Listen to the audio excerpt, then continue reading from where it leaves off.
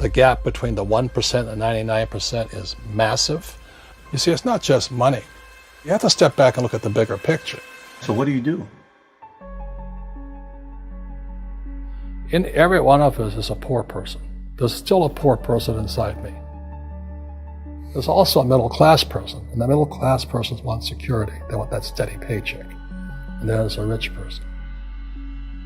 And they're all inside of us, except that it's not taught.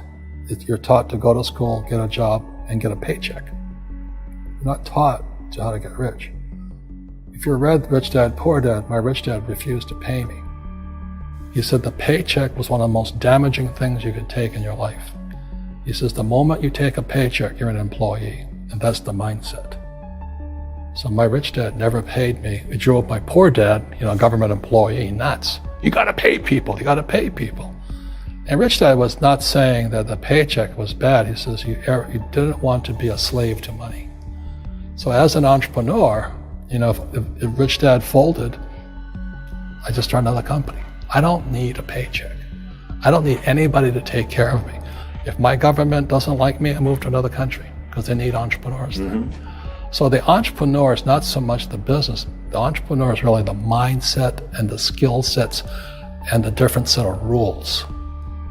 You see, I don't operate, small business does not operate in the same rules as big business. Entrepreneur is a mindset first, a skill set, and rules. And depending upon whether you're an employee or a small business, the rules are different. The mindsets are different, the skill sets are different.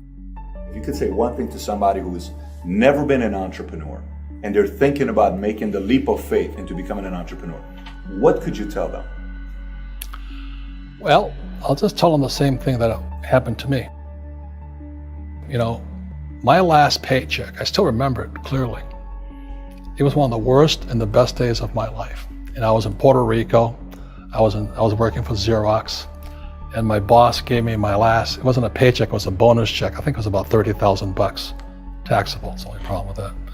So I got this check and I went, holy mackerel. You know what I mean? So I was excited, but I was also disturbed.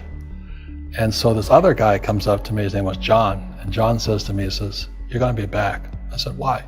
He says, because you're gonna fail. I looked at him and said, look, few expletive words, because that's what he did. He left Xerox, failed, and he came back. And I said, look, you failed and you came back, but I'm gonna fail and I'm never coming back. And that's the attitude. Do you know what I mean? If you say, well, if I fail, I'll go back to mommy and daddy, then that's what you'll do. So if you fail, that's when I became an entrepreneur, because I had no money. I had no money for years. I didn't have a paycheck. But that's what my rich dad encouraged me to do. He says, when you don't have this paycheck, you get hungrier, smarter, and it's a test of your character. Will you become a crook? Will you become dishonest? Will you cheat and steal? Or will you become a better human being? So really, that's the benefit of becoming an entrepreneur, is you really find out who you are when you don't have anything. So you always have to look at the big picture. Too many people look at, well, what's going to happen to me? When you look at the big picture, you're also going to know that when something bad happens, something good's going to happen. But you got to prepare for whatever is coming. If you think next 20 years will be like the last 20 years, you're going to get creamed. When you and I go to the supermarket and we buy a carton of milk, we always check for the expiration date. But most people do not check for the expiration date on their brains. Instead of get out of debt, I get into debt. I just refinanced $300 million in debt. I went from 5% to 2.5% interest. I made a fortune. Every month, more money comes in because my cost of money has gone down. So while some financial experts are saying get out of debt, I'm saying learn how to use debt. See, when I came back from in Vietnam in January of '73, the first thing my rich dad said to me was go to school to learn how to invest in real estate. It wasn't real estate, it was how to use debt and taxes. Debt and taxes make the rich richer. Debt and taxes make the poor, the middle class, poor. So all the rich guys who are doctors and lawyers or, those guys, they're getting creamed and they don't know why. Doctors are getting creamed. Oh yeah, they're making more money, but the take home is less. Sure. You know, my doctor just yelled at me. He was happy. He says, "Oh, guess what? I finally made $1 million." And I said, "Yeah, this was just 3 weeks ago." And so I said, "Yeah, well, how much you pay in tax?" He says, $750,000 in taxes. So his net was about $400,000. That's not bad. But when I make $1 million, I keep $1 million. And the reason is because I don't make it by working for money. See, if you work for money, you're taxed. So that's why lesson number 1 in Rich Dad, Poor Dad is the rich don't work for money. What we do instead is we create businesses as entrepreneurs. We acquire real estate. I don't invest in the stock market. Okay. So the reason is because as entrepreneurs, I have more control over my income, how much I make, and how much I pay in taxes. And because I'm an entrepreneur as well as an investor in real estate, I pay 0 tax. So every time I make, let's say, $1 million as an entrepreneur, I immediately invested in real estate and have a 4-to-1 step up. So I put $1 million in real estate, I get $4 million from the bank. That's why I love banks. But the banks are screwing everybody else, terrible, but it's good for me. That's why you say when you print, it's good for you, but when you print, it's bad for people that work for money. Because when you print, savers get creamed and people who work for money get creamed. When they print, debtors get rich. You see, debt and taxes make the rich richer, and debt and taxes make the poor middle class poorer. When we have obsolete ideas, we get obsolete results. So what's happening for most people, the idea of going to school, getting a job, working hard, saving money, getting out of debt, buying your house because it's an asset, investing for the long term, is obsolete. The world has changed. The world changed in 1971 when President Nixon took us off the gold standard and money became debt. What if we get rid of school? Then what would happen? Would it be better if we had no educational system at all? No, I'm saying education is more important before. It's just obsolete. There's Moore's Law which states information doubles every 18 months. In other words, everything's obsolete 18 months. So, and this is just a recent phenomenon. So when you come out of school, you're already obsolete. And that's why I'm the old guy, I meet my friends who went to Harvard. I went to Harvard. I said, yeah, that was how long, 50 years ago?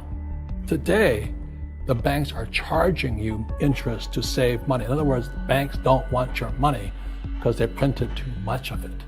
And that's why there's this bubbles in stocks and bubbles in real estate and all this. People are dumping the cash because, as I said in here, savers are losers and cash is trash. And yet people, well, I want a high-paying job. Well, that's an obsolete idea.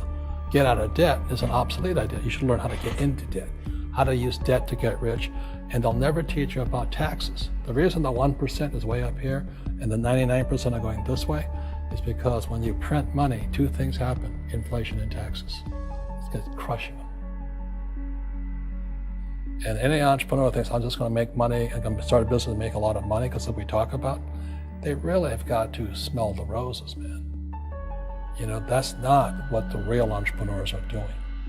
Most entrepreneurs, there's 28 million small business owners in America. 24 million are what are one-person entrepreneurs. They're called non-employee entrepreneurs. So and that's what happens is when people don't really understand what an entrepreneur does. So most big people are self-employed, but they're not really entrepreneurs. The self-employed pay the highest taxes of all, and nobody tells them that. Yeah, it's also called the entrepreneurial spirit, but what we were actually talking about was there's no such thing as a bad economy. There's the external, you and I, we all have an external economy, but we also have an internal economy, and the willpower is to change our internal economy. So for me, I can see the good and I can see the bad. I don't really give a damn because I'm going to be rich anyway. But a poor person with a poor personal economy, all they're going to see is a bad economy because they don't know how to make money in any economy. And a middle class person, they have a middle class economy. What they want is a nice house, and a steady paycheck, and the job and the car. And so when you take their job away, to them, that's disaster. Well, since an entrepreneur doesn't have a job anyway, it's no big deal. So all I'm saying to people, and it's what Bucky Fuller taught me, is always 2 sides, you know what I mean? Unity is plural, at minimum 2. So if you think the economy is bad, it's because your economy is bad. If you think that steady, employment is important, then you'll see an economy without jobs.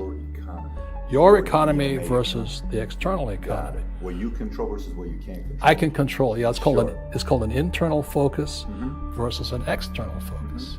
So the real entrepreneur has an internal focus. That if they fall down, they say, "Oh, this is good, because I'm going to go up higher." The average person will fall down and say, "Oh, I'm going to take some Prozac," or somebody has a mistake. So, "Oh, the mistakes don't matter." Well, mistakes matter. It means you didn't know something. But a real entrepreneur, whether they fall down, they always can go up. They can stand back up and go higher. And no matter what happens to them, they get stronger and better and smarter and happier. But a person with a weak internal mindset is that they're so afraid of what happens, it generally happens. Like, people who are afraid of losing their jobs, they generally lose their jobs. You know what I mean? Yeah, so everything you can comes through you. Yeah, so the entrepreneur first job is to control inside here, not outside there. The moment you take that paycheck, you're an employee. You've got to be stronger than that. It's about inside control.